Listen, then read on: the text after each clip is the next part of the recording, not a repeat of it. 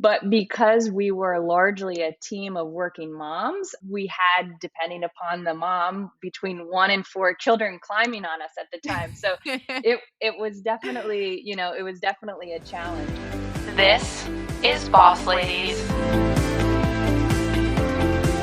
So, on today's episode of Boss Ladies, I am joined by Natalie McDonald. She is the founder of Create NYC, which is a 27+ million annual revenue generating company, a global healthcare agency that serves the highly regulated pharmaceutical industry. And she is truly incredible, such a boss lady, talks about her career journey. We go into company culture and why it's so important and how you can get that right. We talk about management, what makes a good manager.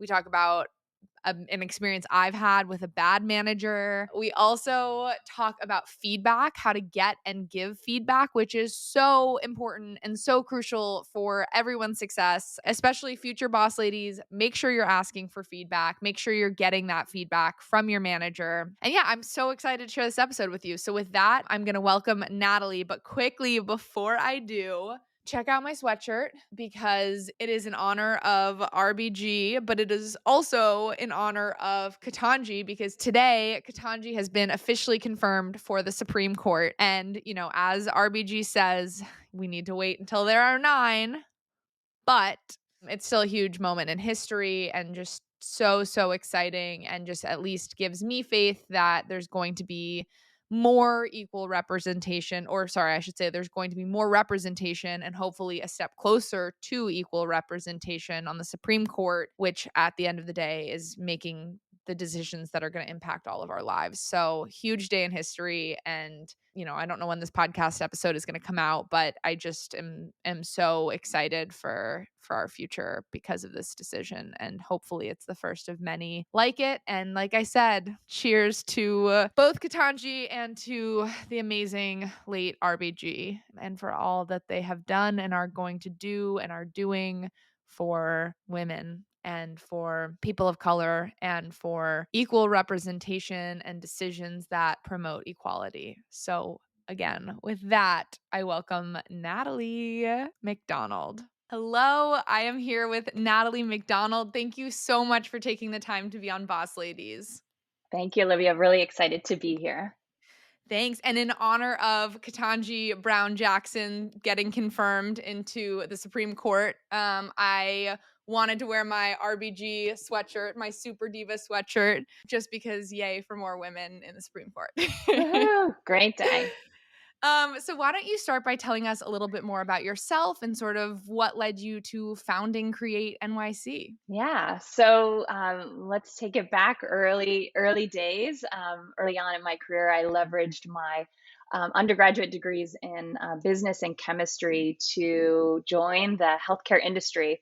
Like a lot of people starting out, I joined the industry as a pharmaceutical rep, working for Pfizer, and it was an incredible experience where I learned the ins and outs of a very complicated industry. Right from day one, I had the chance to sell between 10 and 12 different pharmaceutical brands, including some of our generation's biggest blockbusters, like Viagra. While sales may be for some people, I definitely figured out early on it was not for me. And so I worked on my MBA and I transitioned into Pfizer's marketing team, where I had a tremendous opportunity to work across several different major blockbuster products, including Lipitor, and learned firsthand lots of big lessons and developed lots of skills, including how to manage a P&L, how to create an operating plan, how to work best with agency partners, and really enjoyed my time there. But I did something completely unconventional. I quit a perfectly good job, and I went to work for the, dare I say it, the advertising agency that supported the healthcare companies. So I spent a couple of years working at Saatchi & Saatchi Healthcare, had a incredible opportunity to see behind the curtain, so to speak, and learned what really happens back there in order to create the advertising for healthcare brands. Made a lot of friends, developed a lot more skills, and learned a lot of firsthand experiences, which led me to combining both my corporate and my agency side perspective to identifying an unmet need in healthcare, and ultimately led me to founding Create NYC, which we'll talk about today. I feel like it's a very trendy time to say you worked at Pfizer, right? It's Yeah, like kind of the coolest thing you could say right now. yeah. It really, since Viagra days, they've never been hotter. So yeah, I definitely want to talk to you about Create NYC and about starting a company. Where does that drive come from, and how did you know it was the right time to do so for you? Yeah. For me, it came really naturally. I didn't set out to start a company. I certainly didn't set out to start a company that would. I never could have imagined that would grow as big as it is today, nearly 30 million in sales. But ultimately, I think reflecting and looking back, what I would share is that as you start out in your career, you develop a lot of skills. You have a ton of experiences, and my sort of entrepreneur days came well into my career, where I was able to leverage those insights, experiences, and skills, and have a deeper understanding of the unmet needs in healthcare advertising to come to or arrive at the concept of the agency. And really, Create NYC's driving idea was to, and is today still, to deliver efficient advertising in the healthcare industry via a new model. It's a industry that has a very traditional blended hourly rate model that has been the same really since, I don't know, the 70s or the 80s. And so Mhm. my concept came really based on my experience. So when you were building out your initial team, what was important to you when trying to create your company's culture? Yeah. I think as a founder or a group of founders, you might instantly and instinctively think that the most important thing is the idea. If I have a great idea, my company is going to do well. It's going to make a lot of money, and we're going to ride off into the sunset. Um, that couldn't be I wish it farther. was that. Yeah, I was gonna say I wish it was that easy. Yeah, that couldn't be farther from the truth. I think, starting a company requires obviously more than an idea, but one of my biggest lessons early on was that it's a team that aligns around the idea and a group that's strongly motivated by the same set of values. What I found is that I really struck a chord when I started Create NYC because of some of the things that I was looking for in a career, working more efficiently, for example, Mhm. working with more accountability in terms of my own success. I also, in 2009, when we founded Create, set a path where we worked remotely from day one, even though we had an office. And so we really put together a group of values that help to define us and really help to, I think, motivate us and propel us to the success we had. So, it's that culture, I think, that really from day one helped us drive, the growth and the momentum that the agency had. So when you're creating those company values, like how do you set success metrics for people and for teams to hit those? And then after that, I want to ask you a little bit about how those play a factor into hiring. Yeah. I think everybody, right, has all companies. If you're any company, of any sort, you're going to have a vision, you're going to have a mission, you're going to have a list of values. Oftentimes, they're just that they're just a list. They're not embedded into the day to day of the company, and so I think what was different about our company culture and is today is that we reflected those values in everything that we did. So when we, for example, would set out our business goals, we Mhm. would ensure that those values were reflected. And at the end of every quarter, we'd gather the whole agency together and we'd present our results. We'd give awards based on who was most passionate. We'd give rewards on who was relentless that quarter. So we not only set goals, but we also rewarded the staff for them. And so it wasn't just, the company quarterly results. We have annual offsites. We would have business updates where there was a tremendous amount of transparency, and everything that we did was really baked around our company values. And so how did you then take those values and, when hiring new folks onto your teams, really like ensure that, their values were aligned with the values that you've created for the company? Yeah. So I'm not gonna lie, early on, we definitely had a steep learning curve. When you go to hire someone and you meet them, you're looking at your resume most commonly, right? And when Mhm. you look at someone's resume, it's really hard to contextualize what it is they want in their career, what it is that makes them tick at work. Sure, you can see their degrees, you can see where they just, had been and where they've worked over the years. So what we did is really integrate into our interviewing process a kind of a deep dive into our culture. We wanted to Mhm. do two things. First, we wanted to ensure that we defined who we were as a company, who we were as a team, an all women leadership team, and what was Mhm. important to us.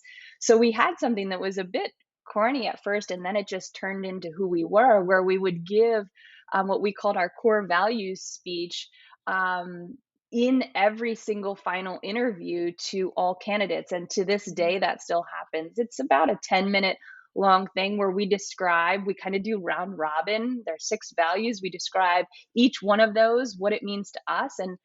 And the goal is at the end of that to ensure that the person interviewing can either see themselves at a place that Mhm. really likes passion, values reputation, is relentless, accountable, efficiency, things like that, or they Mhm. don't. We really wanted people to opt in or opt out. We didn't want anyone to be surprised when they got there.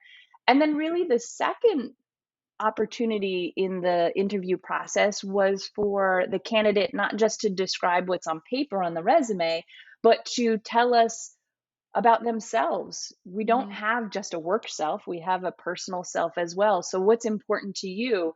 How do you want to come to work every day, and what do you value in life? So it was a really good lesson to learn early on, and I think one that has really served us well. So I went to a conference, I think it was in 2020, and maybe I'd heard this before, but this was the first time like it, stuck. And it was like a conference for women in media, finance, and tech, and they were talking about the concept of like culture ad over culture fit. Which is now something I think about a lot, right? Like, how do we train ourselves to look for people that are different to us rather than just hiring more people like us? And I'm curious what your thoughts are on that and how how do we train ourselves, I guess, to look for people that are different to us because they're going to further those values or the mission of the company, as opposed to doing what we've always known, which is just, oh, this person fits and they're similar to me, therefore I hire them. Yeah. I think, we've thought about it always in a few different ways. So there's a sort of a value fit, so to Mhm. speak, meaning that's inherent kind of in people. They are either the type of person that would thrive and needs to work in an office all the time. If it's that person, then this agency is not for you, because most people work at home, they're stay-at-home Mhm. moms, and they love it.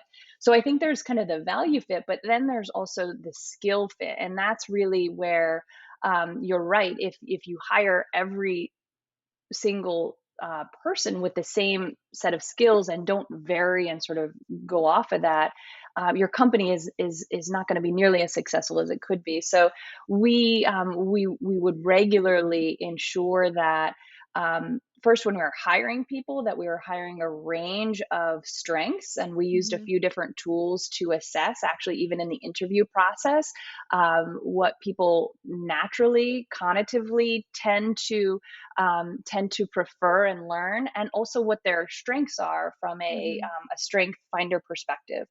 The other thing that we did probably a whole lot more than any other agency that I know, and it maybe comes from my corporate culture at Pfizer in my Pfizer days, is that everybody at the agency, no matter your level, Mhm. had a business plan. So each year you would create personal development goals, professional development goals, and it didn't matter what skills you necessarily started with, you had the opportunity to participate in training, have mentors, to go out and learn new skills. And we've had a lot of people jump functions. In fact, some people jumping multiple functions. And I think Mhm. that is another way to help ensure that people um, are not just all the same. They don't just come with the same skills and stay the Mhm. same over time, but you have the opportunity to thrive. I think that's awesome. And you and I chatted a little bit before this interview, and you had talked to me about sort of creating a team first mentality rather than focusing on our individual contribution. So how do we do that? And is it hard when employees are sort of taught that your individual contributions are more linked to like a promotion or to a raise? How do we sort of get in that team first mentality, and why is that so important? Yeah. I think of it in maybe two ways.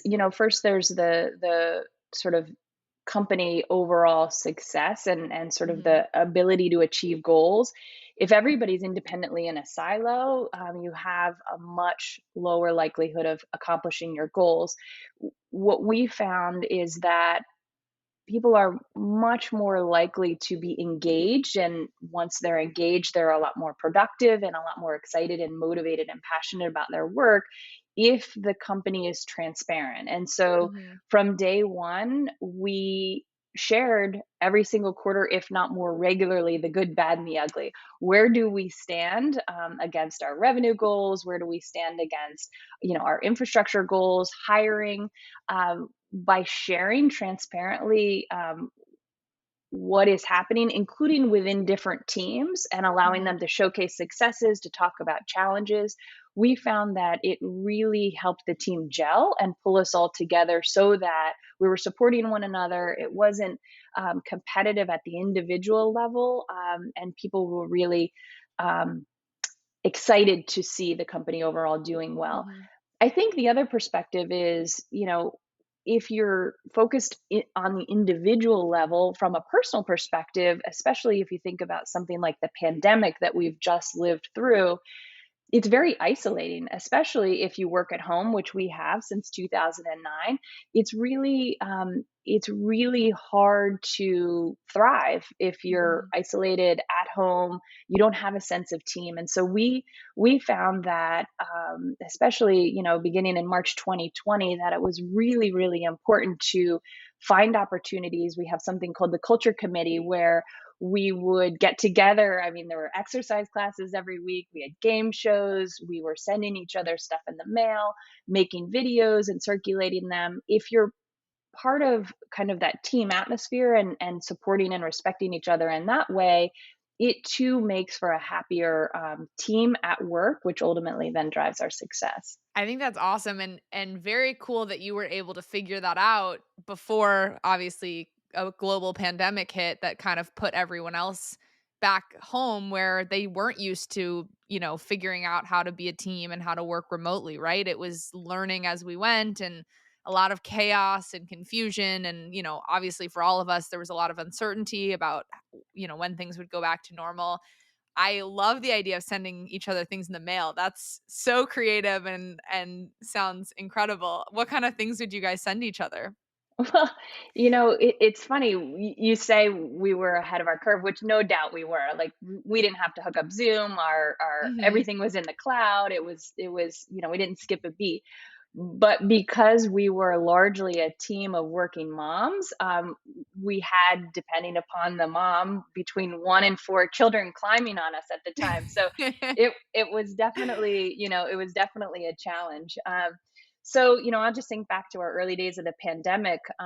Some of the things that we did, which seemed small at the time, but were really appreciated, come to find out, is we sent everybody a mask for their whole Mhm. family. So there was a Oh. care package, that arrived before we even knew that we were going to have to wear masks forever. So we did that, and then there was kind of a grocery shortage, and so then we sent around a stipend for groceries, whether you needed your toilet paper delivered, or you needed to kind of figure out that thing. So it really depends on the time, and what's happening, but I think there's always small ways that you can show your staff how important they are and how much you actually care.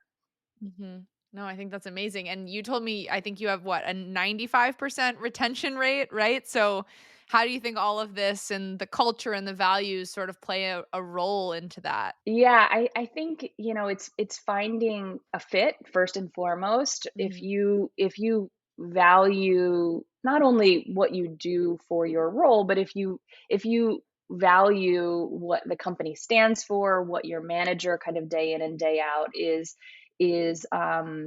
advocating, then you're Mhm. you're more likely to be engaged and want to stay. I think on top of that, if you're set up for success in terms of, you know, um, obviously a competitive compensation, if you Mhm. have training, if you have opportunities to progress in your career, all of those things make a difference. Now, were we perfect in every which way? No, the great resignation, I'm sure, has affected us all. But I Mhm. think you're more likely to succeed if you think about the employee as a whole, and not just did they come to work on time, did they leave on time, great, and that's all there is to it. I think another important part of this is something, again, you and I had talked about, which is management. So what makes a good manager and how is that super critical to keeping people happy at work? Yeah, it's something I'm really passionate about. I think, beyond overall fit with your goals and intentions, obviously you're going to pick an industry, you're going to pick a company that you really like. My best advice to anybody is to also pay really close attention to who you pick as your manager. It might Mhm. seem like your manager is interviewing you, but don't ever forget that you are also choosing them as you Mhm. go on an interview for a job, because in my experience they're going to be the person that has the greatest influence over your success at that company and your career at that moment, while you're there. So think about it, they have the power to help you find training. They have the power to coach you. They have the power Mhm. to advocate for you on behalf of the team or the business unit that you're in. They have the power to empower you within the organization. And they have in the absence of that, you have basically that big void there if Mhm. you have a manager that doesn't have those things. So I think it can be really difficult to navigate success in the path to your goals without a really strong manager. Yeah, and what are your thoughts on managing your manager? Like, do you have any suggestions on how to manage up? I know that comes up a lot is like, obviously you were talking about how to make a good manager, but let's say you end up having a manager that you don't necessarily like or always agree with. Like, how does it work both ways? Yeah. Let's assume that all managers have good intentions, right? Mhm. So I think the range that we're probably talking about is how much initiative and how much effort managers put in. If you have a manager that is, let's just say, a bit hands off or is not Mhm. as proactive, I think you still have a real opportunity to take matters into your own hands to initiate. So I Mhm. always encourage people to advocate for themselves. If there is a career path that you want to be on, advocating and asking your manager the steps, the training, Mhm. their advice. If they're not into it, recommendations for mentors at the organization or outside of the organization that can support you. I think it's really important to not check out in the instance Mhm. where you have a manager that may not be as proactive as you'd like. The other thing I always think about is we have the power within a role, regardless of if it's, an entry level role or the CEO role, to always be learning and to work hard. Working hard doesn't mean working longer hours. Mhm. It means adding value. So if you're in a role and you are interested in progressing in one way or another, by learning and adding value, your manager is going to really have a hard time ignoring that and not Mhm. supporting you to get to the next level. So I think advocating for yourself and figuring out ways to add value really goes a long way. Yeah, and I think also, you know, remembering that like in advocating for yourself, things can get better cuz I had a micromanager once and oh my god, it was the bane of my existence. Like all I ever want to do and I'm very lucky I have a great manager right now, but all I ever want to do is kind of be like left alone until I'm either A clearly falling off the path and need help and someone to jump in, or B when I go to my manager, which because I'm given the space and freedom to figure some things out on my own, I know that I can go to that person anytime I want. But, when you have a micromanager, you kind of start to lose that drive and inspiration. And I've Yeah. definitely seen that firsthand where they're just going to tell me what to do anyway. So why am I going to want to be proactive about trying to do that? Right. And so I like what you're saying about advocating for yourself because it sounds like by doing so, maybe you can switch managers or maybe you can find a better way to work with your manager or say to your manager, hey, this doesn't work. And I know early on in my career, like I definitely didn't know that that was an option to be like, hey, can we talk about how this might work better for both of us, you know? Yeah, I mean, it's such a good point, to be honest. Redirection can help a lot, and I know it feels, especially in junior roles, it feels like an impossibility, but try it once or twice and trust me, it really does help. In fact, if you can even approach things to say, thank you for your feedback on this and this. I think I've got that, but really where I'd love to have your input and advice is on this, or this. And I think oftentimes it's the manager that just wants to help or needs to talk or Hmm. wants to get in there, and if you can kind of pivot them and redirect them, it can still work to your advantage. You just used the word feedback, and it makes me want to ask you about like how can we best receive feedback, because that is something at least so like I know that I personally struggle with sometimes, and it's so important obviously to helping us grow and get to those next stages. So, what are your thoughts on how to receive feedback? Yeah. I might even expand that to say, how to give and then also how to receive Yep. feedback. I think it's actually something that we don't do nearly enough of, Mhm. give feedback. And so, you know, giving feedback always sounds or can sound critical. It can sound very personal. Mhm.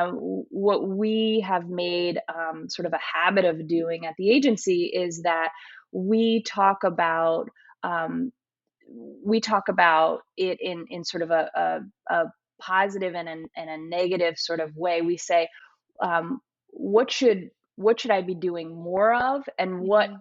what can I be doing? What should I be doing less of? Meaning, what's working and what's not working. And Mhm. when you put it through that filter, it actually is not personal. You can talk about anything. You can say, well, working from home is really working for me because I can make dinner for my family or whatever. And what's not Mhm. working is, I feel like I'm getting different direction from multiple different people. It's not personal. You're just telling for yourself what's not working. And Mhm. so I think you can use that same filter when you receive feedback. Try not to take it personally and keep in mind that regardless of who's giving it, how skilled they are at it, ultimately what you want to internalize is, okay, what can I take from this to improve upon, and what can I take Mhm. from this to stop doing? So what's working and what's not working is kind of how we think about it from a lens. Yeah, and so I like a while ago had interviewed Dr. Susan Fleming, and in her interview, she has her PhD or went to get her PhD studying why there aren't more women in leadership positions, and she talks about how critical it is that we make sure we give women feedback because oftentimes people can be a little bit more hesitant when giving women feedback because they don't Mm, want to hurt their feelings, or they get worried that there's going to be like an emotional response of some sort. So I like you talking about sort of like how to give that feedback, because yeah, I think it's important that we make sure we're constantly doing that, regardless of gender, but to yeah. everyone equally. I think the other thing that we might not think of, and it's really important, is to not procrastinate. Give feedback day of. There was a Mhm. presentation, something went wrong, something went great. Give feedback the day of. It doesn't have to be long and drawn out, it doesn't have to be typed up. Hey, you did a really good job on this. Let me tell you what I liked about it and what the impact was. Or, hey, you might have felt like this didn't go well. Let me give you some feedback. Here's what was good and here's how you could improve that moving ahead. And so not delaying really helps, because you kind of hold it up and then you can distort it, and then when it ultimately comes out, it's not maybe as helpful as it could be. Yeah. Oh, I love that. I think that's so smart and Mm. so great to just make sure you're constantly doing that. And then Yeah, also, again, adding to what makes a good manager is just making sure that you're constantly thinking of feedback that you can give to help everyone on your team grow. yeah, My last question for you is what do you feel is one of your greatest accomplishments? yeah, it's a good question, Olivia. I, I think back on a lot of the stuff that I've done in my career, and I would say I'm proud to have built an agency from scratch without any outside investors. It is a widely recognized agency. It is fast growing. But I think my greatest accomplishment, the thing that really makes me the happiest in my professional career, was building the team that I built, which includes an all female leadership team that to Love this that. day is still there, still completely intact and running the agency.